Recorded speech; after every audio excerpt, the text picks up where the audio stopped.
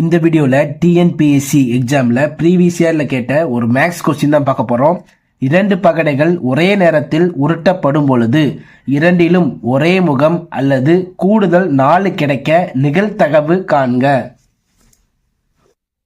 So first 2 டைஸை 2 பகடை உருட்டும் போது நமக்கு எத்தனை விழுக வாய்ப்பு இருக்கோ அதை எழுதுவோம்.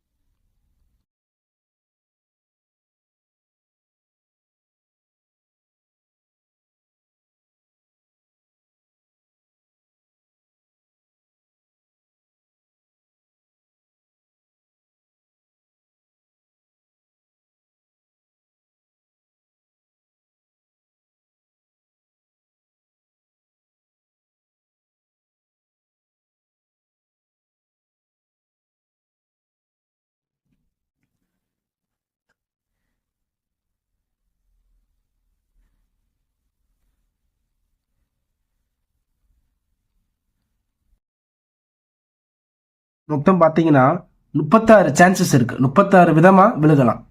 ஸோ அதை நம்ம டினாமினேட்டரில் எழுதணும்.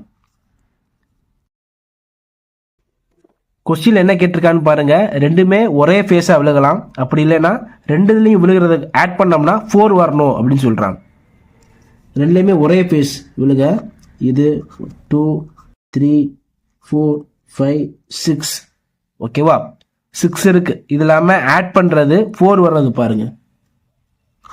1 இது ஆல்ரெடி வந்துருச்சு.